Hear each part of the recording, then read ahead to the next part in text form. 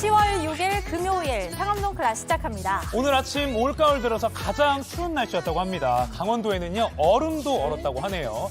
근데 낮부터는 다시 이맘때 가을 날씨로 돌아옵니다. 서울과 대구 22도, 광주 21도, 부산 23도까지 오르겠습니다. 이 정도면 낮에 좀 긴 소매 옷 입고 가볍게 산책하거나 운동하기 또 좋을 것 같습니다. 또 내일부터 다음 주 월요일 한글날까지 사흘 동안 연휴가 또 시작되잖아요. 이 기간에는 평년 이맘때 가을 날씨가 예상됩니다. 조금 있다가 상클라이프에서 이번 주말에 가보면 좋을 법한 미술 전시회 한 곳 추천해드리니까요. 기대해주세요. 네, 이 밖에도 국내외 뉴스와 또 발품 팔아 취재한 경제 소식까지 매일 챙겨보면 좋은 습관 상클. 오늘도 끝까지 함께 하시죠. 가시죠.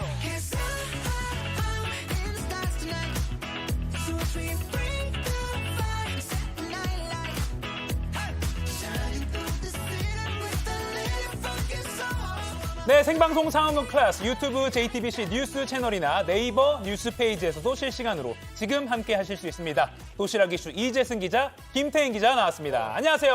안녕하세요. 안녕하세요. 안녕하세요. 이재승 기자를 보니까 오늘 가을 느낌이 아주 물씬 풍기는데요. 오늘 쌀쌀한 가을 아침 준비했습니다. 네. 자, 오늘 도시락 이슈 첫 번째 소식 뭘까요? 네. 자, 첫 번째는요. 막말 파행 청문회입니다. 여야의 팽팽한 줄다리기 끝에 어제 겨우 김행 여성가족부 장관 후보자의 청문회가 열렸는데요. 자, 하지만 청문회 내내 공방만 계속되더니 결국 늦은 밤 김 후보자와 여당 의원들이 청문회장을 박차고 나갔습니다. 당시 상황 보시죠. 네. 이거 분명히 고발을 목적적으로 당하신 건지. 네, 그러면 제가 명확합니다. 이거 너무 심각한 문제예요. 그러면 고발하세요. 여기서 고발하라는 말을 이렇게 함부로 하시면 안 됩니다. 이 저를 형사범으로 몰고 있지 않습니까? 제가 여기 와서 지금 범죄자 취급을 당하는 것이 지금 도저히 이걸 감당을 못 하시겠으면 사퇴를 하시든가요. 자료 제청 안 하고 저는 지금 갑시다. 범인 후보자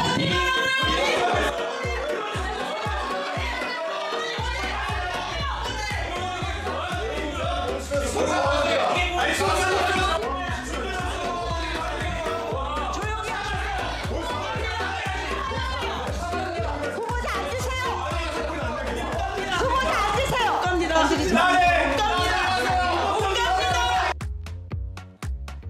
네, 못 갑니다. 뭐 이러지 마세요. 만지지 마세요. 뭐 네. 몸으로 막고 있고요. 뭐. 네, 팔을 벌리고 지금 몸으로 막았죠. 예, 이게 어젯밤 거의 뭐 11시가 다 된 시점으로 알고 있는데 결국 여당 측에서 나갑시다라는 말이 나왔고 야당 측은 못 갑니다 이렇게 막아서면서 청문회장이 한밤중에 순식간에 아수라장이 됐습니다. 네, 그렇습니다. 이후에 10분간 정회가 선포가 됐는데요. 예. 자, 이후에 이 회장을 나간 여당 의원들과 김 후보자 돌아오지 않았습니다. 자, 결국 야당 단독 의결로 청문회가 오늘 하루 더 연장이 됐거든요. 아마 야당이 단독 개의할 가능성이 있어 보이는데 오늘 이균용 대법원장 후보자 표결도 있어서 여야가 만나기는 할 텐데 그때 청문회 관련 내용이 어떻게 좀 정리가 될지 지켜봐야겠습니다. 네. 청문회 진행될 때 댓글에 네. 뭐 난리도 이런 난리가 없다 이런 댓글을 제가 봤거든요. 네. 근데 청문회가 이렇게까지 파행으로 치달은 게 추가 자료 제출을 놓고 이어진 공방 때문이죠. 네, 그 어제 청문회의 가장 큰 쟁점은 이 후보자 자신의 회사 주식을 백지 신탁하지 않고 가족에게 맡겨놨다가 찾아온 게 아니냐 이러는 이른바 주식 파킹 의혹이었는데요. 김 후보자는 의원들이 요청한 원본 자료를 내지 않다가 후보자 스스로 정리한 자료를 패널에 부착하는 방식으로 공개하면서 공방이 커졌습니다. 이 내용도 보시죠. 네. 회사 경영 자료 및 이런 등등을 다 프린트를 해서 준비를 다 했어요. 아니 미리 제출하신 거냐고 묻고 있습니다. 아니 예. 그래서 이제 오늘 드리려고.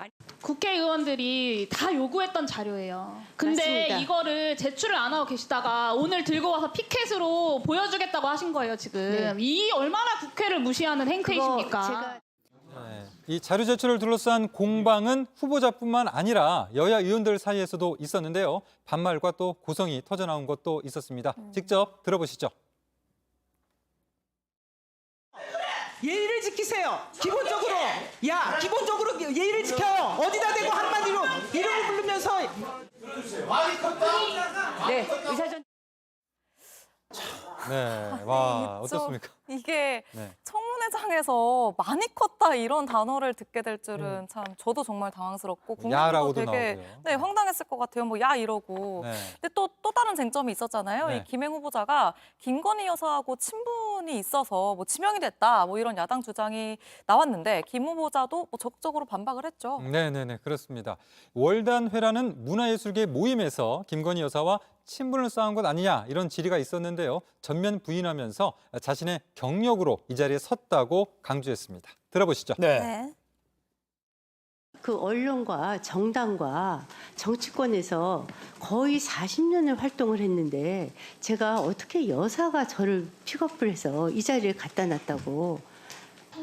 네, 뭐 김행 여성가족부 장관 후보자 청문회 소식 정리를 해봤는데 네. 김행 후보자를 둘러싼 의혹이 많았습니다. 네. 그래서 청문회 전부터 검증 보도가 이어지니까 김 후보자가 가짜 뉴스가 너무 많다. 청문회에서 다 소명하겠다. 그러니까 보도를 좀 자제해달라 이렇게 여러 차례 공언을 해왔습니다. 근데 일단 어제 청문회까지만 보면 자료 제출도 잘 안 됐고 그쵸. 소명이 된 것도 좀 많지는 않아 보입니다. 네. 이재승 기자 설명한 대로 오늘 오전 10시부터 국회 여가위가 회의를 일단 하기로 했는데 청문회로 이어질지 파행이 될지는 조금 상황을 지켜봐야 될 것 같습니다. 네. 자, 그리고 두 번째 이슈도 청문회 소식이죠. 네, 그렇습니다. 자, 두 번째, 15년 전 욕설 등장입니다. 네. 자, 이번에는 유인촌 문화체육관광부 장관 후보자 청문회인데요. 자, 이 자리에서는 그 과거 문화계 인사 블랙리스트 의혹에 대한 질의가 쏟아졌습니다. 유 후보자는 블랙리스트는 없었다면서 선을 그었습니다. 네, 이렇게 블랙리스트 관련 의혹을 두고 이제 이야기가 오가는 과정에서 여야 네. 의원들 사이에 욕설 논란도 있었어요. 네, 그렇습니다. 그 여당이 유 후보자를 엄호하는 과정에서 이재명 대표, 민주당 대표의 범죄 혐의를 거론했고요. 자, 이러자 또 야당 의원들이 항의하는 과정에서 고성이 오갔습니다. 들어보시죠. 네. 특히 보면은 그 처벌된 적도 기소조차 된 적이 없어요. 이재명 대표는 기소까지 됐고 지금 재판 앞두고 있는데 왜 책임지라고 얘기를 안 합니까? 잠깐 좀 말 좀 가려서 하세요.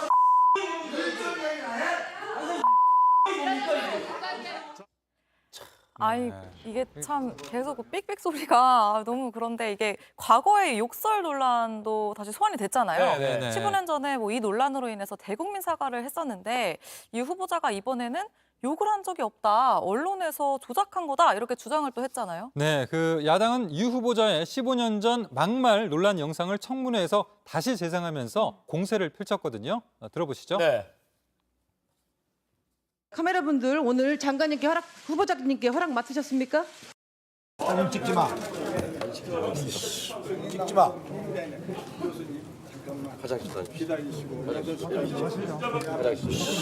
성질나 뻗쳐가 정말. 네, 자 당시 장관이었던 2008년 유 후보자는 취재진과 충돌한 뒤에 대국민 사과를 한 바가 있습니다. 예. 지금 저 모습 때문에. 자 그런데 15년 만에 다시 장관 후보로 지명된 이 자리, 어제 청문회 자리에서는 욕을 한 적은 없다라면서 적극 반박하고 나섰습니다. 네. 자 어제 유인천 후보자의 말 들어보시죠. 감정 표현은 좀 과하게 했습니다만 그 뒤에 뭐 XX 이렇게 붙여놓고 이거는 다 허위고 조작입니다. 욕을 한 적은 없습니다.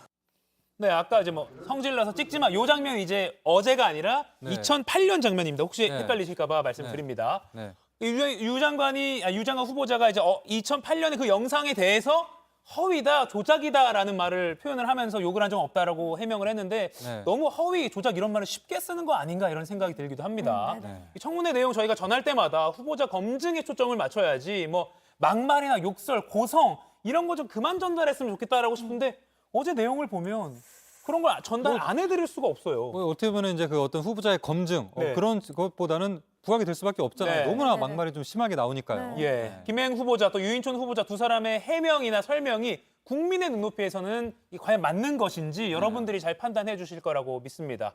자, 다음 이슈도 전해주시죠. 네. 자 다음은요. 그 조합장 또 직원 폭행입니다. 예. 자, 신발을 벗어서 직원들을 때려서 논란이 된 전북의 한 축협 조합장 기억하십니까? 보도해 드렸죠, 네네네네. 저희가. 그렇죠. 기억납니다. 자, 그 조합장이 직원들을 폭행한 사례가 또 드러났습니다. 영상 보시죠. 자, 전북 순창의 한 장례식장입니다. 한 여성이 왔다 갔다 하는 모습, 삿대질을 또 하면서 반스의 옷을 입은 남성 팔을 끌고 어이구. 가더니 그렇죠. 주먹질을 시작하고요. 말리는 사람에겐 발길질도 하는 그런 모습도 보이고, 자, 지금은 뭐 옆에 있던 그 술병을 들어서 이렇게 위협하는 그런 모습도 나옵니다. 아유. 자, 이 여성 왠지 좀 익숙한 모습인데요.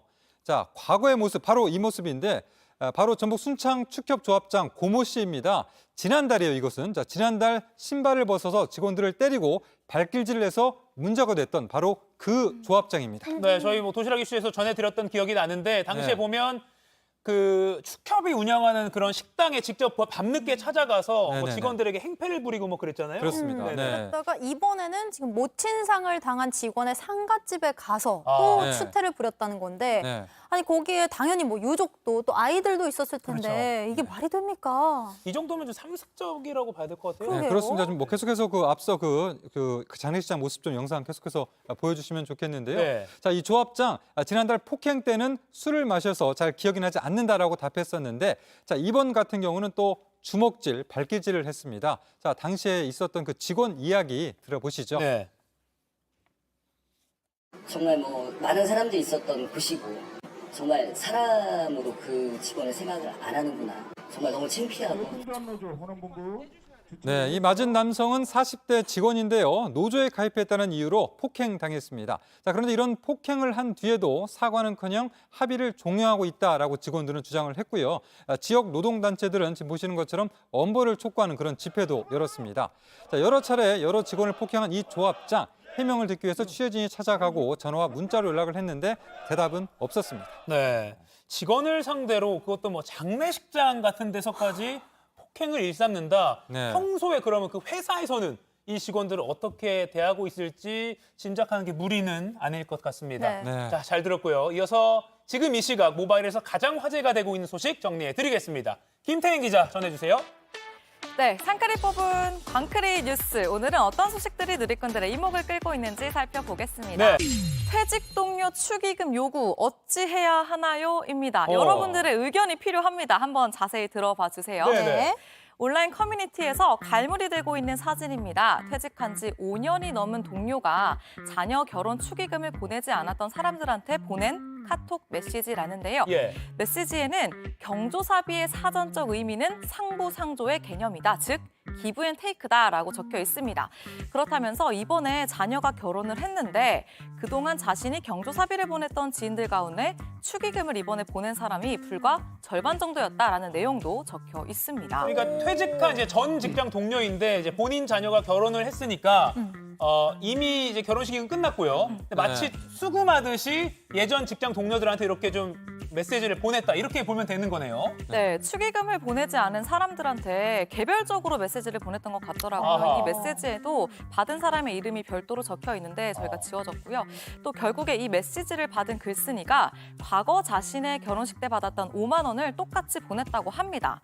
글쓴이는 안부도 없이 모바일 청첩장과 또 이런 메시지를 받으니까 기분이 좀 상했다라고 전했는데 축의금을 두고 종종 논쟁이 붙기는 하잖아요. 예, 예. 여러분들은 네.좀 생각이 어떤지 근데 궁금합니다. 뭐 이런 경우에는 근데 이제 보통 우리가 뭐 기브앤테이크라고도 하는데 앞서 좀 축의금을 받았으면 또 청취자님이 왔을 때 좀 일반적으로 좀 다시 축의금을 보내지 않나요? 근데 네. 5년 동안 혹시나 연락이 끊겼고 아무 교류가 없었다면 네, 좀 까먹고, 그러니까 악의적인 건 아니지만 까먹고 그쵸, 안 그쵸. 보낸 걸 수도 있으니까. 네, 그럴 수는 그럴 수도 있죠. 있고요. 네, 네. 저 뭐 마음의 거리가 가까워서 5년 동안 충분히 연락을 했던 사람이라면 이런 일이 없었을 것도 네, 네. 같아요. 아무튼 뭐 근데 받았던 거 액수 그대로 주는 거면 그렇게 아까워할 필요는 없지 않나 싶긴 하네요. 네, 누리꾼들 반응도 참 다양했습니다. 예. 퇴직했어도 받았던 게 있다면은 챙겨주는 게 맞다. 그리고 또 뭐 퇴직한 지 5년이나 지났는데 너무 계산적인 거 아니냐라는 반응들이 있었습니다. 여러분들 의견은 어떤지 참 궁금합니다. 마지막 소식 살펴보겠습니다. 마지막 소식은요. 이 한마디에 육군병장 울컥입니다.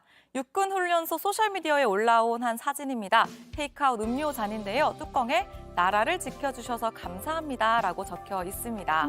글쓴이는 2달 전쯤에 외출을 나갔을 때 서울의 한 카페를 찾았는데 음료잔 뚜껑에 이런 메모가 적혀 있었다라고 합니다. 점주 또는 직원이 적은 것 같은데요.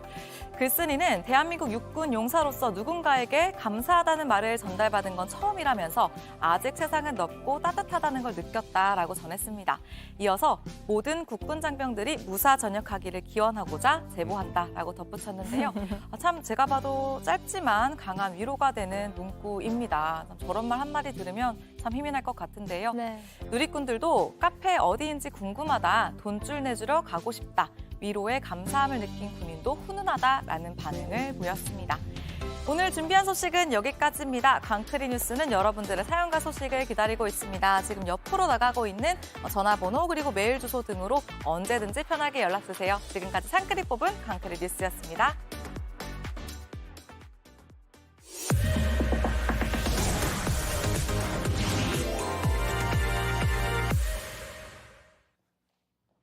네, 지금 시각 10시 16분입니다. 저 같은 경알못, 경제를 잘 알지 못하는 사람을 위한 당장 내 돈이 되는 정보, 머니클래스. 오늘은 이주찬 기자가 직접 현장을 발로 뛰어서 취재한 장바구니 정보, 알뜰 소비 정보를 전하는 발품 경제 시간입니다. 안녕하세요. 네, 안녕하세요. 자, 금요일 머니클래스의 남자, 머클남 열심히 또 이번 주 어디를 다녀오셨나요? 네, 이번 주는 긴 추석 연휴 기간 고향 다녀오시느라 또 뭐 여행 다녀오시느라 뭐 이래저래 피곤하시고 지친 분들 많이 계실 겁니다. 맞습니다. 또 요즘에는 그 아시안 게임 보시느라고 또 뭐 늦게 주무시는 분들도 많고요. 네. 그래서 잠에 관한 얘기를 해볼까 합니다. 수면. 그래서 준비한 키워드도 수면에 관한 것이고요. 수면 시장 100조 원. 네.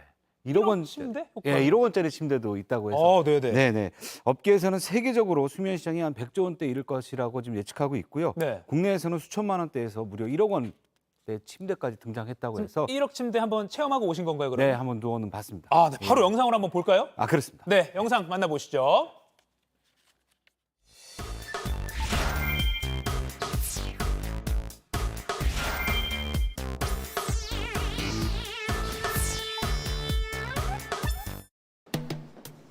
서울 강남의 한 백화점. 수면용품들이 전시된 코너를 찾았습니다. 이 침대는 이게 얼마인가요, 이게? 이 제품은 1억 2,260만 원. 1억이요? 네.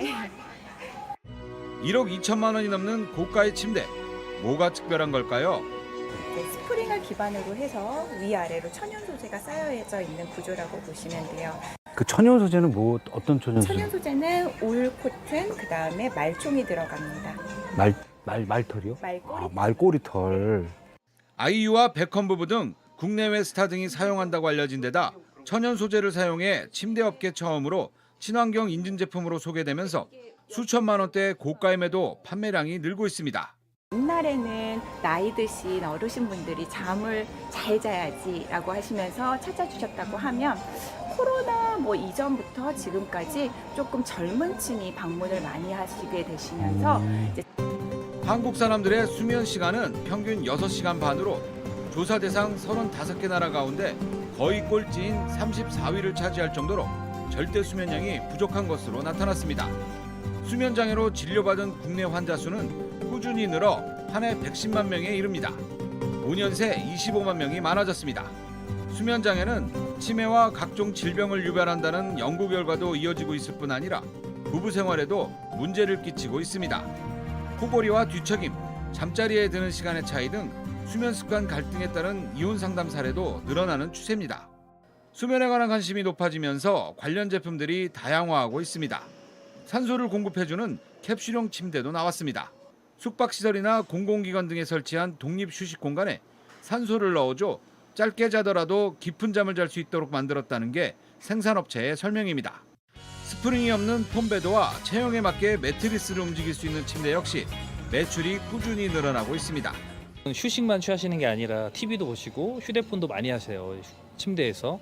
그래서 좀 더 편안한 자세에서 하고 싶다라는 니즈가 많으셔서 특히나 요즘은 모션베드를 많이 찾으십니다.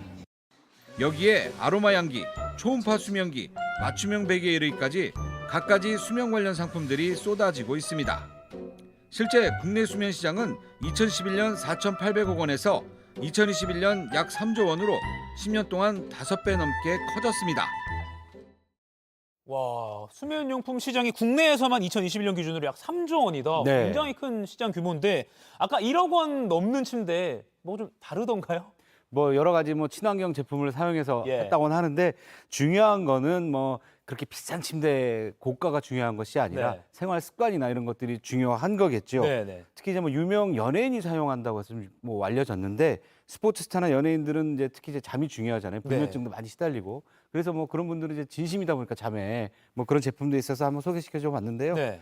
중요한 거는 아까도 말씀드렸지만 생활 습관. 생활 습관. 예, 그게 가장 중요하다. 네. 그래서 과연 제품을 쓰는 것보다는 생활 습관인데 그렇다면 숙면이란 무엇이고 예. 어떻게 하면 잘 잘 수 있는지도 한번 제가 발품을 팔아서 한번 알아봤습니다. 네, 같이 또 준비된 영상으로 보겠습니다. 잠 못 이루는 밤 어떻게 하면 잘 잘 수 있을까요? 빗속을 뚫고 대전으로 달려갔습니다. 대전에서 유명한 국밥 한 그릇으로 점심을 먹은 뒤 카이스트를 찾았습니다. 카이스트와 기초과학연구원 IBS, 삼성서울병원이 참여해 숙면에 도움을 주는 스마트폰 앱을 개발했습니다. 5천 명 넘는 사람들의 수면 관련 데이터를 분석했는데 언제 잠을 자야 푹 잘 수 있는지, 이를 기반으로 언제 나의 뇌가 가장 활성화돼 일하기 좋은 시간인지를 AI 기술로 알려줍니다. 각성도를 실제로 그려주는 건데 여기 보시면 여기는 굉장히 이제 좋은 상태입니다. 그래서 일하기 좋은 상태이고 이제 가다 보면 이제 밤 한 11시 경부터 이 값이 이제 음수로 바뀌게 되는데 이 시간부터가 이제 사실 잠을 잘 잘 수 있는 시간입니다. 이제 이쯤에 이제 깨시면 되는데 깨야 될 시간에 계속 자고 있는 것도 몸에 안 좋은 거죠. 네. 누구나 무료로 다운받아 사용할 수 있는 이 앱은 곧 출시될 예정입니다. 도대체 나는 오늘 몇 시부터 자야 잠이 잘 오는지, 그래서 내일 어떤 일하는 시간에 좀 좋은 컨디션을 유지하려면 도대체 몇 시간 자야 되는지. 역시 5천 명이 80가지 넘는 질문에 꼼꼼히 답한 자료를 AI 수학 통계로 분석해 단 몇 가지 항목만 체크하면 자신의 수면 무호흡증 등 수면질을 알아볼 수 있는 웹사이트도 개발했습니다. 수면 무호흡장애 있으실 확률이 이제 76% 5kg 빠지시게 되는데 한번 병원 가서 아마 다시 발걸음을 옮겨 서울로 향했습니다. 종합병원 수면센터에서 검사를 받았습니다. 잠은 잘 자고 있는 걸까요? 각성 뇌파예요. 깬 거예요. 어떻게 하면 꿀잠을 잘 수 있는지, 잠을 자는데 해로운 행동은 뭐가 있는지 알아봤습니다. 전문의는 먼저 술이 수면방해 1순위로 꼽았습니다. 천만에요. 술은 처음에 마시게 되면은 뇌를 마취를 시키는 거예요. 일시적으로. 그래서 잠에 금방 들게 하니까 마치 수면에 도움이 되는 것처럼 느껴지는데 이거를 만성적으로 복용을 했을 때는 뇌가 다 망가져요. 수면 호흡 장애라고 자다가 코 골고 숨 안 쉬는 거 있거든요. 나중에 치매까지 와요. 커피도 뇌의 각성을 일으켜 수면에 방해가 되고 특히 요즘 자기 전 스마트폰을 사용하는 사람들이 많은데 150 럭스 이상 강한 빛에 노출되면 숙면하는 데 큰 지장을 준다고 조언합니다. 잠자리에 드는 시간이 무엇보다 중요합니다. 그래서 취침 시간을 지켜서 자는 시간이 아주 휴일과 평일이 동일해야 됩니다. 그것만으로도 상당히 많이 수면에 어떤 문제가 해결되는 경우가 있고요. 특히 밤 11시에서 다음날 새벽 2시 사이 면역과 성장, 수면 관련 호르몬이 나오기 때문에 많이 자는 것보다 규칙적이고 일찍 잠을 청해야 합니다. 이 3단계 깊은 잠이 나오는 시기가 보통 11시, 10시부터 12시, 새벽 2시까지. 그 사이만 나와요. 아무리 뒤에 길게 자는 건 소용이 하나도 없어요. 수면 무호흡증이라고 하는 심한 코골이는 뇌졸중이나 혈관계 심장질환, 치매 등 각종 합병증으로 이어질 수 있어서 반드시 병원에서 진단과 함께 보조기구를 처방받아야 합니다. 요즘엔 보험이 적용돼 예전보다 훨씬 적은 비용으로 기구를 사용할 수 있습니다. 할 때 그걸 깨는 건데 네, 못 자는 맞아요. 건데 그거 많죠. 본인은 모르잖아. 난 잘 잤다라고. 건강한 삶을 위해 무엇보다 중요한 잠. 값비싼 제품이나 약품보다는 작은 생활 습관부터 바꿔나가는 게 건강한 잠을 자는 첫걸음입니다. 네, 잘 봤습니다. 아까 대전으로 내려가는 차 안에서 잘 주무시는 것 같은데 아무튼 정리하면 우선 좀 일찍 그리고 규칙적인 시간에 잠이 드는 게 중요하고 술이나 커피는 금물이다. 뭐 이런 생활 습관이 참 중요한 거네요. 네, 아주 기본적인 것 같고 또 예. 많이 아는 것 같지만 그 의사 선생님들 쭉 환자나 이렇게 관련 데이터들을 보면 예. 참 하기 싫어한다고 그래요. 그러다 보니까 자꾸 제품을 의지하려고 그러고 다른 쪽으로 자꾸 생각하시는데 운동하고 스마트폰 자기 전에 자제하는 거, 규칙적으로 자는 거 이런 것들만 잘 지켜도 숙면에 굉장히 도움을 받는다 이렇게 지금 얘기하고 있습니다. 그러니까요. 흔히 이제 술 한 잔 가볍게 먹으면 잠 잘 온다라고 생각하지만 아까 과학적으로는 그게 뇌를 방해할 수 있는 거니까. 본인은 잤다고 생각하지만 이미 네. 뇌는 활성화돼 있고 깨 있는 거죠. 음주도 안 좋을 수 있다. 네. 지금 저희가 이 소식 전해드리는 가운데 오늘 더불어민주당 이재명 대표가 대장동 또 위례신도시 특혜 의혹 사건 그리고 성남FC 후원금 의혹 사건의 첫 재판을 받기 위해서 서울중앙지방법원에 출석하고 있습니다. 지금 출석하고 있는 장면 실시간으로 보고 계십니다. 이 대표는 이 두 사건으로는 지난 3월 재판에 넘겨졌고요. 그동안 공판 준비 기일을 거쳤고 오늘은 첫 정식 공판 기일입니다. 따라서 피고인인 이 대표가 나와야 하는 거고요. 잠시 들어보겠습니다. 성남FC 후원금 여전히 뇌물 아니란 입장이신가요?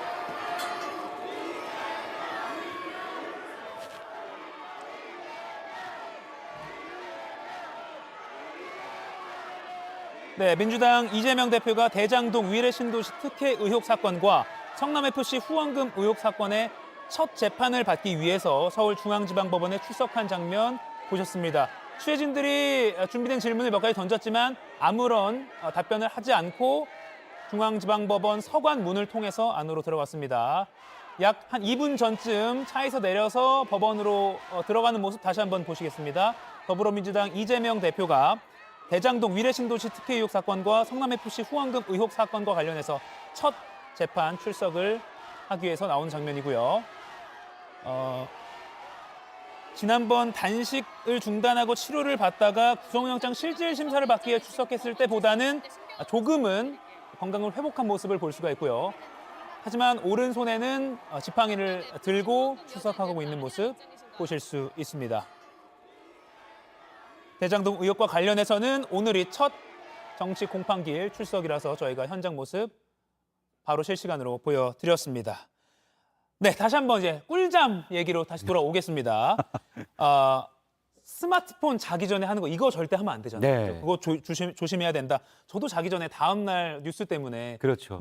뭐가 있었나 확인하는데 요거 하고 나면 한 1시간을 깨어있는 느낌이 들더라고요. 눈을 감아도. 요거도 안 된다는 거 아까 전문가의 말씀 들으셨습니다. 자, 이번 주 놓쳐선 안 될 할인 정보 이주찬 기자가 엄선한 게 있죠? 네, 그렇습니다. 수면의 질을 한번 다뤄봤으니 친구 할인 정보를 준비했는데요. 아까 1억 원짜리 그겁니까? 아닙니다. 그건 아니고요. 친구 브랜드 알레르망이 전국 백화점 매장에서 친구 할인 행사를 진행하는데요. 베딩 세트나 차랍 이불 세트, 낮잠 이불 등을 50% 할인한다고 하고요. 기간은 이번 달 22일까지입니다. 야, 50% 최대 큰 할인이니까 이것도 알아보면 좋겠고. 근데 또 가을, 겨울 전에 결혼하기 좋은 또 시즌이 10월이잖아요. 그렇죠. 혼수 많이 혼수나 뭐 인테리어 준비하는 분들 관해서 또 정보를 준비하셨다고요? 네. 그래서 먼저 전자랜드에서 10월 한 달간 가전제품 할인 행사를 합니다. 네. 주요 제조사 및 프리미엄 냉장고를 최대 20% 할인하고요. 김치냉장고 행사 모델을 사면 최대 35만 원을 캐시백 해주는 행사도 진행한다고 합니다. 그리고 전시 상품이나 뭐 약간의 흠이 있는 제품을 리퍼브 가전제품이라고 하는데 그런 제품들을 최대 74%에 할인해서 판매한다고 하고요. 롯데 하이마트에서도 삼성, LG전자 등의 가전 제품을 동시에 구입하면 품목에 따라서 최대 570만 원의 포인트 혜택을 준다고 하고요.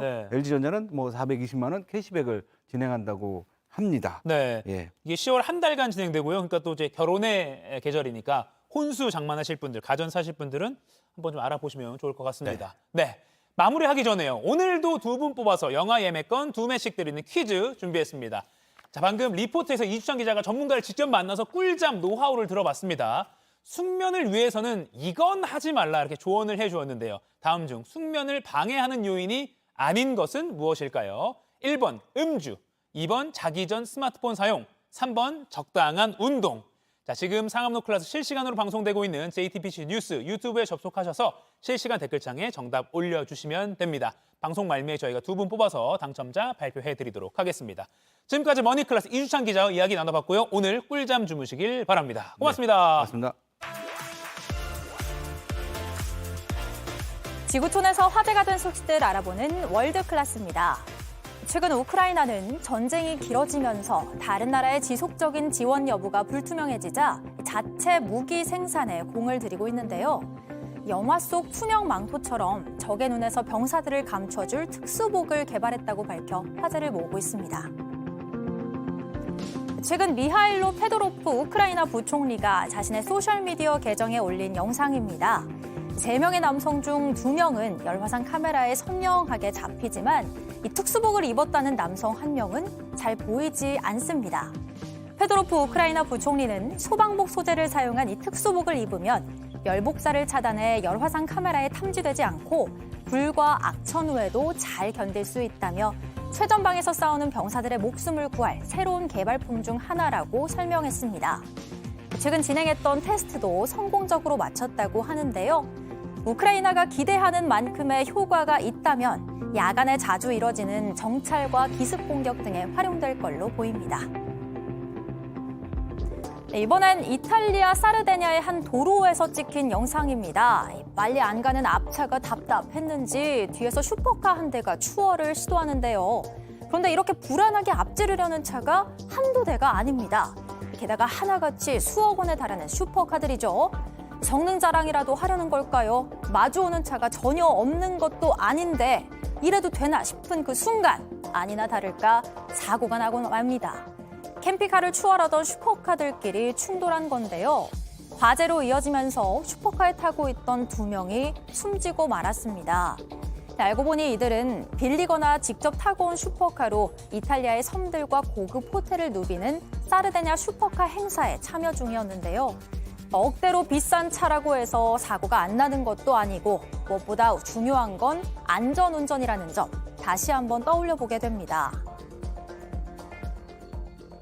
사람들의 재미를 위해서 언제까지 동물들이 희생돼야 하는 걸까요?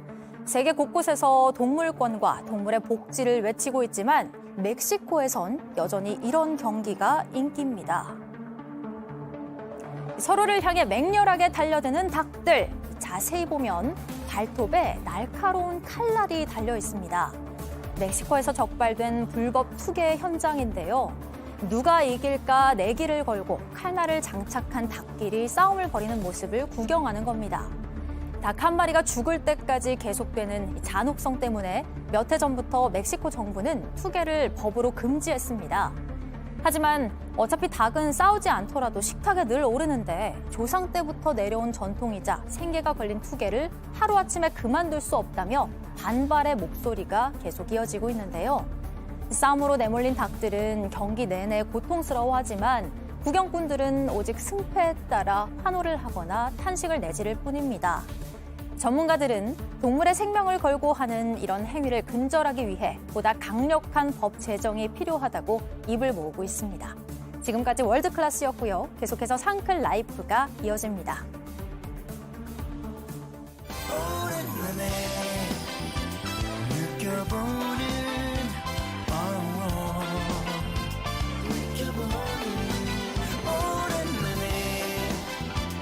느껴보는 이런 기분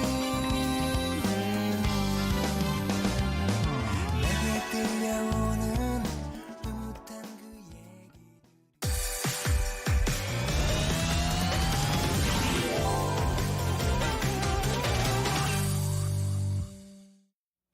얘기 상클 라이프 시작합니다. 오늘은 예술의 세계로 떠나보려고 하는데요. 네. 아주 특별한 분이 나오셨어요, 네네. 오늘. 이중섭, 박수근, 김환기 화가와 함께 한국 근대미술을 대표하는 거장이죠. 바로 장욱진 화가. 요즘 장욱진 회고전이 정말 인기라서 네. 장욱진 화가에 대한 관심 자체가 아주 뜨거운데요. 맞습니다. 장욱진 화가의 장녀이신 장경수 양주시립 장욱진 미술관 명예관장과 오늘 함께 이야기 나눠보겠습니다. 관장님 안녕하세요. 안녕하세요. 네, 오늘 또 이렇게 푸릇푸릇 아주 멋진 수트를 입고 나오셨습니다. 오늘 장욱진 화가의 큰 따님이 이렇게 직접 나와준다니까 좀 긴장이 되고 설렜던 게 왜냐하면 우리 장욱진 화가가 가족을 사랑하고 그 가족을 그림에 많이 담았잖아요. 네네. 그러면 어떻게 보면 큰 따님은 피사체인 거잖아요. 그 모델인 거잖아요. 네네네. 그림에 있던 그 모델을 만난 기분이라서 굉장히 떨리고 좀 신기한 그런 느낌입니다. 이번 전시가 가장 진지한 고백, 장욱진 회고전 이렇게 타이틀이 붙었는데 국립현대미술관 덕수궁에서 열리고 있습니다. 이게 역대 최고 규모의 회고전이라고 들었어요. 네, 얼마나 크고 몇 점이나 전시가 돼 있죠? 네, 사실 제가 가 보니까 굉장히 큰 규모의 내가 일생에서 본 전시 중에 가장 큰 규모의 전시였었습니다. 네. 네. 한 그리고 몇 점 정도가 있어요? 네. 200여 점 이상 있다고 들었어요. 네. 네네. 이번 전시에 출품된 아버지의 작품은 한 270여 점이 되는데 거기에서 유화가 200여 점이에요. 네. 근데 그 유화들도 사실 일생 그리신 그림 중에서 가장 대표작이라고 할 수 있는 아름다운 유화를 그렇게 많이 모으셨더라고요. 예. 그 이외에도 먹그림이랄까 뭐 작은 소품들하고 도자기 또는 채색 그림 뭐 이런 유형을 모두 합해서 270여 점이 지금 전시되고 있는 대규모의 정말 전시입니다. 네. 그래서 특별히 이런 전시를 위해서 미술관 측에서 예. 너무 애를 많이 쓰셨겠지만 예. 그 배후에는 사실 이 그림들을 대여해 주시는 소장자 여러분이 계세요. 예. 그래서 그 소장자 여러분께도 제가 감사한 말씀을 올리고 싶습니다. 특별히 뭐 잘 아시는 RM께서도 아버지를 사랑하시고 또 BTS 아버지 RM. 네 아버지 그림을 많이 갖고 계세요. 그래서 요번에 6점이라는 많은 점수를 그렇게 사실은 대여해 주셨습니다. 예. 마음속으로만 고맙게 생각했는데 이 기회에 제가 RM께도 고맙다는 말씀을 전합니다. 저희도 고맙다는 말씀 드리고 싶은데 네. 아마 보고 계실 겁니다. 네. 네, 그럼요. 오전 10시 네. 스케줄이 없으시다면. 네. 네. 잘 모르시는 분들 있으실 텐데 네. 장욱진 화가가 1917년에 이제 출생을 하셨고 네. 1990년에 작고를 하셨어요. 그러니까 네. 젊은 시절부터 90년대 이제 네. 작고하시기 전까지 어떤 전 시기의 그림들이 다양하게 있다고 보면 되는 거죠. 네, 그렇습니다. 그리고 그것을 잘 분류해서 사실 1관, 2관, 3관, 4관 했는데 그 중에서도 저희는 제가 생각하기에는 네. 어머님을 위한 진진묘관을 만들어 주신 것을 너무 고맙게 생각하고 있습니다. 진진묘관. 그리고 네. 그러니까 그렇게 일생에 거쳐서 이렇게 해오신 작품 활동을 저희가 이번에 다 엿볼 수 있다는 거 네. 그것 자체로도 참 특별한데 이번 전시가 더 특별한 이유가 또 있다고요. 네, 그리고 요 조금 10년 만에 돌아온 게 있다고 들었어요. 네, 그렇습니다. 사실은 저희 그 전시에서의 하이라이트라고 할 수 있죠. 그리고 그 내용이 이미 신문지상에 얼마나 그 찾기에 힘들었었으며 네. 그걸 갖고 오기가 얼마나 힘들었는가에 대한 내용이 소개된 바 있지만 사실 그게 60년이 된 후에 1955년도 작품이고 가족도라는 것이 사실은 아버지가 가족을 많이 그리셨는데 가족도의 어떤 시효라고 할 수 있는 그런 그림이에요. 예. 그래서 네네. 그런 그림을 빌려오는 것도 힘들었을 텐데 네. 그것을 잘 찾아서 대여해 오고 또 그것을 미술관의 소장품으로 지금 한 것에 대해서 네. 더 저는 행복하게 생각하고 고맙게 생각하고 있습니다. 네. 지금 우리 장관장님께서 설명하실 때 이제 나오고 있는데 그림이 요겁니다. 1955년작 장욱진 화가의 가족이라는 건데 네. 나무가 크게 두 그루가 이렇게 양쪽으로 있고요. 네. 가운데 제가 잘은 안 보이지만 왼쪽 나무 가까이에 아빠랑 아이들이 있는 것 같아요. 네. 그러면 저 중에 한 명은 분명히 접니다. 네. 분명히. 네. 분명히 우리 장경수 명예관장님이시다. 네. 네. 확신하시고 계신 거죠? 네, 그럼요. 아버님께 팩트 체크를 한번 해보셨습니까?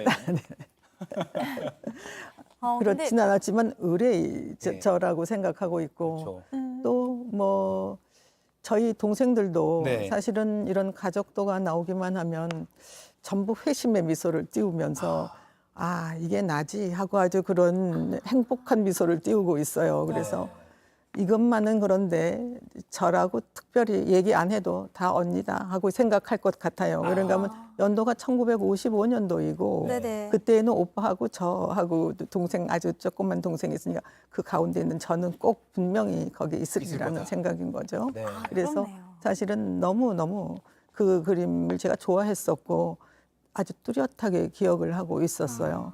그 60년 만에 그걸 딱 만났을 때 저는 가슴이 정말 울컥하고 눈물이 날 지경이었었습니다. 우리가 1950년대가 막 전쟁 시기였기 때문에 네. 55년도에도 그림을 벽에 걸어놓고 생활한다는 거는 좀 힘든 일이었어요.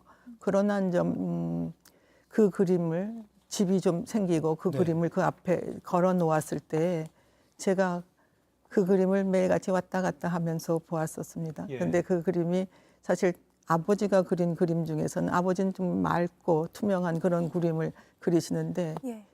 이 그림은 좀 도돌도돌한 그런 내용이었어요. 왜 예. 그런가 하면 많은 유화를 이렇게 칠했기 때문에 나무가 도돌도돌했어요. 그래서 제가 아버지께 여쭈어서 아버지 이것 좀 만져봐도 돼요? 했더니 그러라고 고개를 끄덕끄덕해서 제가 들락날락하면서 고개를 살살 만졌던 그런 요거를 좀 생각. 이렇게 만졌던 거잖아요. 그죠? 네네네네네. 근데 지금 아무래도- 보시면 정말 고기가 도돌도돌하지 않아요? 예, 네. 그리고 고기에 이제 가운데 있는 저구, 예. 그다음에 그 밑에 제 동생, 그다음에 오른쪽에는 오빠, 예. 그 뒤에는 아버지가 떡 버티고 있는 그런. 이렇게 오빠가 약간 우리 속된 말로 난닝구를 입고 계신 것 같은데.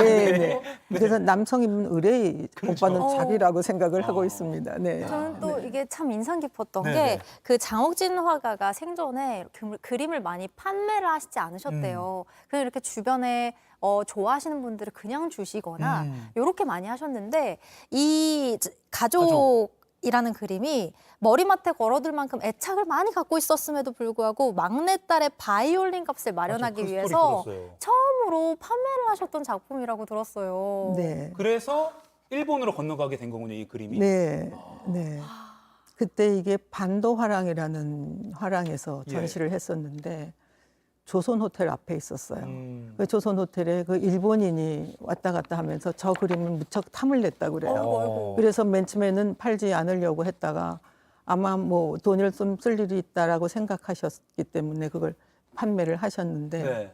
그것으로 동생의 바이올린을 사주셨습니다. 네. 바이올린과 바꾼. 그것도 사랑에 담긴. 네. 이게 근데 약간 영화로 만들어도 되겠다 싶었던 게 그랬는데 이 그림이 이제 일본으로 건너갔는데 이번 회고전을 준비하는 과정에서 이제 학예 연구사님 한 분이 네. 이걸 네. 그 있을 것으로 추정되는 집에 찾아가서 직접 이렇게 뒤져보셨다면서요. 그 네. 얘기도 좀 해주세요. 네, 대단했습니다. 예. 사실은 그때 제가 좀 멀리 떨어져 있었어요. 네. 그래서 가시기 전에 저한테 꼭 전화기를 열어놓고 가라고 그렇게 얘기를 해요. 예. 그래서 네, 알겠습니다 했는데 맨 처음에 갔을 적에는 사실 만나주지도 않고 그랬던 사람이 이제 그림을 좀 보게는 해주겠다 해서 그 수장고 안으로 들어갔는데 자기가 보기에 그 장소에 있을 것 같지 않기 때문에 그 옆에 있는 작은 방으로 들어가서 자기가 갖고 있던 핸드폰으로 이렇게 라이트를 비치면서 보니까 저 구석에 뭐 그림 같은 것이 있는데 자기가 신집힌 사람 모양 거기에 손을 깍 대고 사실 꺼냈더니 바로 저 그림이더라는 거예요. 근데 이건 정말 너무 대단한 스토리 아니에요. 그래서 그 얘기를 해주는데 저도 너무 감격해서 눈물을 흘리고 그 친구는 말할 것도 없었어요. 예. 그래서 그렇게 먼지를 폭 뒤집어 쓴 그런 것을 이렇게 찍고 사진을 찍은 거를 보내주셨더라고요. 그게 이번 회고전에 이렇게 60년 만에 곡으로 돌아온 것도 보실 수 있습니다. 저희가 요 이야기를 왜 길게 하냐면 이게 요거 보러 오신 분들 많다고 하더라고요. 네. 이 장옥진 화가님은 원래 유명하기 때문에 뭐 많이 그림을 알고 있다 하지만 요거 봐야 돼 하시면서 맞아요. 많은 분들이 찾아왔는데 또 이게 가족에 대한 그 극진한 사랑이 네. 절절히 느껴지기도 하고 네. 그래서 많은 분들이 또 찾는 그림입니다. 이렇게 선생님께서 보시기에 큰 딸로서 아버지 장옥진 화가님은 어떤 분이셨어요? 저희 아버지는 사실은 일생 자기 손에서 붓을 놓아본 일이 없다라는 정도로 투철한 화가셨습니다. 투철한 화가셨는데 거기에다가 사실 가족 사랑에 정말 엄청난 사람이었었어요. 네. 그런데 실제로 내가 너를 좋아한다 이런 말은 하지는 않지만 항상 우리를 배려해 주셨습니다. 네, 그래가지고 저랑 같이 있을 때는 저에게 최선을 다해 주시고 제 동생이랑 같이 있을 때는 제 동생한테 최선을 다해 주시고 하기 때문에 아까와 같은 일이 일어나는 거예요. 그 그림을 보면 아버지가 날 제일 좋아했기 때문에 저건 나다 이렇게 얘기를 하는데 실제로 저는 저라고 생각을 하고 있어요. 그 어려운 피난 시절 그럴 때 사실은 저하고 아버지하고 오빠하고는 친가 쪽으로 피난을 가고 예. 저희 동생하고 엄마는 외가 쪽에 피난 가 있는 곳에 가서 또 더부살이를 하시고 그래서 가족이 이산 가족이었었죠. 그래서 그때에 사실은 아버지하고의 생활을 할 수 있었어요. 근데 아버지께서 내가 학교 갈 때 내 필통에 연필도 곱게 깎아서 넣어주시고 네, 여러 가지를 사실은 내가 상상할 수 없을 정도로 저에게 배려를 해주셨었습니다. 늘 챙겨주셨고. 네, 그리고 챙겨주시고 그랬어요. 지금 말씀하실 때 네. 화면 우리 명희 과장님 화면 옆으로 이제 아버님 과거 사진 이렇게 나갔는데 두 분이 공교롭게도 마주보는 샷이 이렇게 나왔었어요. 네네. 근데 왜 이렇게 닮으셨죠, 두 분이? 닮으셨어요, 네. 닮으셨어요. 그리고 이제 내가 잘 키워서 이렇게 지금 방송에 나와서 이야기를 나에 대해 잘하고 있구나라고 쳐다보고 계신 것 같아서 지금 이 장면인데 야, 이렇게 두 분이 서로 닮으신 그런 느낌이 나네요. 요거는 진짜 나중에 캡처해서 보내드리고 싶어요. 우리 명희 과장님께. 야, 이 가족도뿐만 아니라 장경수 명희 과장님이 애정하는, 특별히 더 애정하는 아버지의 작품들을 미리 몇 가지 좀 골라주셨다고 들었어요. 먼저 자화상이라는 작품을 골라주셨는데 저희가 화면으로 좀 자화상 같이 보면서 여쭤보겠습니다. 자, 요겁니다. 이 작품은 왜 소개해주고 싶으셨나요? 네, 지금 이 작품을 보시면 사실 꼭 피난 시절에 그렸던 그림이기 때문에 네. 재료가 전혀 없었어요. 그런데 아버지는 늘 자기는 손에서 붓을 놓은 적이 없다라고 얘기하실 정도로 늘 염료랑 그 도구를 주머니에 갖고 다니셨는데 네. 시골에 와서 좀 집에 평온하게 있고 보니까 창작력이 벼랑간에 불타오르신 거예요. 그래서 이게 종이에요. 근데 갱지라고 얘기하는 시험지 같은 거. 네, 종이에다가 그 물감을 석유에다 개서 저렇게 아주 풍요로운 들판에 아주 제일 좋은 프로코트를 입고 또 손에다가는 우산까지 들고 실크햇을 들고 휘적휘적 나오는 그런 그림을 오색 창연한 그런 구름 사이로 그렇게 나오는 그런 그림을 그리셨는데 실제로 이 그림만 보면 그냥 좋은 그림이다라고 생각을 하실 텐데 그 맨 아래에 1951이라고 딱 써놓으셨어요. 그러니까요. 그때가 바로 가장 치열했을 전쟁 시기였었습니다. 그런데 그때 어떻게 저런 그림을 그릴 수 있는가라는 거죠. 그때 말씀하시기를 완전 고독은 외롭지 않다 이렇게 얘기를 하시면서 나 다시 시작하겠다라는 그런 기분으로 가장 좋은 옷을 입고 그렇게 하고 저 빨간 카페트와 같이 생긴 황토끼를 혼자 어적어적 걸어 나오시는 거예요. 사람들 말에 의하면 아마도 이것은 한국 최고의 그 회화다. 아주 뭐 그렇게 희화한 그 역설적으로 얘기한 그런 그림일 수 있겠다. 그렇게 가장 어려울 때 가장 행복한 그런 내용을 그렸다는 거지요. 네. 1951이라는 숫자가 딱 찍혀 있는 게 이거 봐, 전쟁이지만 이런 희망도 있어. 약간 이런 거 보여주는 것 같기도 해요. 저는 개인적으로 그렇게 느꼈거든요. 네, 이렇게 황금빛 논이 펼쳐져 있고 뒤에는 강아지랑 새들도 있고 그래서 그런 희망과 좀 이상이 담겨 있었던 것 같긴 해요. 따뜻한 동화, 그러니까 뭔가 감성을 잃지 말아야지. 약간 이런 느낌이 제 개인적으로 들었던 것 같고요. 다음 작품도 좀 보면서 이야기 나눠보겠습니다. 다음은 어떤 작품 보여주실까요? 띄워주시죠. 네, 나무와 새라는 작품이 나오는데 이건 또 굉장히 독특합니다. 저 화면에 지금 나무와 새가 나오는데 굉장히 어두운 배경에 새가 약간 어떻게 보면 어린아이가 그린 것 같은 그림처럼 보여요. 네네네네. 이거는 갖고 오신 이유가 어떻게 될까요? 네, 사실은 저 까치가 아래에 있고 그다음에 화면의 전체가 사실은 초록색 나무로 되어 있고 나무에 어린이 또는 사람이 나무에 있는 그런 그림이고 위에는 해와 달이 있습니다. 저의 경우는 이 그림을 왜 선택을 했나 하면 아버지하고의 까치와의 관계입니다. 아버지는 초등학교 때 까치를 그려서 사실은 전국 소학교 미전에서 1등상을 받았어요. 와, 영재셨네요, 그러니까. 워낙 좀 일찍이 빛을 본 그런 화가입니다. 그래서 초등학교 3학년 때 전국이라고 하면 일제시대 때였기 때문에 일본, 만주, 우리나라를 총괄해서 1등상을 받은 거예요. 그래서 그때 그림이 내용이 까치였었습니다. 그래서 까치 그림을 그리고 난 연후에 일생 까치가 따라다녔습니다. 그림에 까치가 없는 게 없는데 사람들은 얘기하기를 저 까치가 혹시 뭐 장욱진의 의인화일 수도 있다. 그렇게 얘기를 해요. 그런데 그래서 이거 이전에 사실 수화라는 작품이 있었는데 거기에는 커다란 나무 아래에 사실 장욱진 자신이 누워 있는 그림이었습니다. 이거는 역으로 그 나무에 오히려 사람이 들어가 있고 네. 아래에 까치가 있는 그런 작품이면서 또 보기에도 아름다운 초록색 나무가 커다란 우주인 양 거기에는 뭐 생물체가 공존하는 그런 내용으로 그 속에 들어있기 때문에 모든 사람들이 그 작품을 좀 보았으면 하는 그런 생각에 그 작품 선택했습니다. 이 나무와 새의 새가 까치였군요. 네. 그리고 이 장욱진 화가가 세상을 떠나기 이제 2달 전에 그린 작품 밤과 노인이라는 작품도 소개 좀 해주세요. 네. 사실 저 밤과 노인은 제가 사실 아버지하고의 친한 이유 중에 하나는 아버지께서 그림을 다 그리시면 전화를 해주시고 그림 다 됐으니까 보러 오라고 그러면은 저는 사실은 제일 먼저 그림을 볼 수 있는 그런 특권을 갖게 되는 거죠. 그래서 네 하고 뛰어갔는데 저 그림이 딱 놓여 있었어요. 네. 근데 그 빈집하고 이런 내용을 딱 보고 사실 아버지 그림 참 좋아요. 그러고는 더 이상 말을 이을 수가 없었습니다. 그랬는데 그 후에 그게 10월 달 정도였는데 12월에 아버지가 돌아가셨어요. 그래서 저희 엄마하고 같이 앉아가지고 우리 그 그림 좀 꺼내놓고 보자. 그래서 그 그림을 딱 꺼내놓고 보는데 집은 빈집이고 이거는 아까 자화상과 거꾸로 이런 붉은 길을 자신 있게 나왔던 그림에서 이건 붉은 길을 통해서 하늘로 올라가는 그런 유형의 그림이 보이는 거예요. 저게 어쩌면 이제 화가 본인. 네.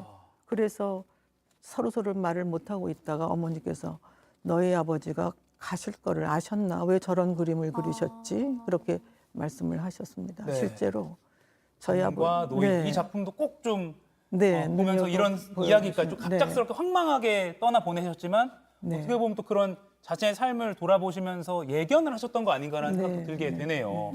야, 저희가 그림 계속 더 보고 싶은데 이게 생방송이라 이렇게 시간이 좀 아쉽습니다.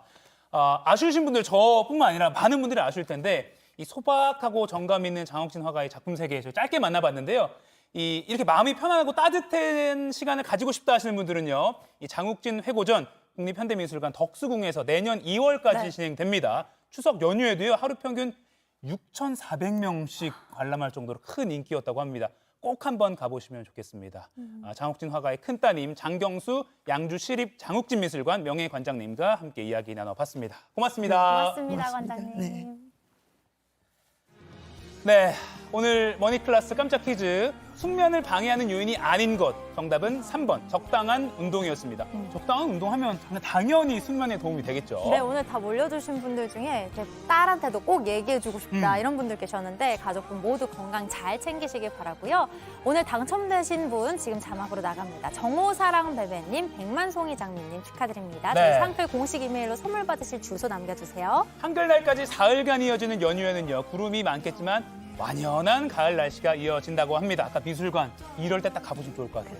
건강한 주말 보내시고요. 저희는 다음 주 월요일 한글날 아침 10시에 다시 찾아뵙겠습니다. 고맙습니다.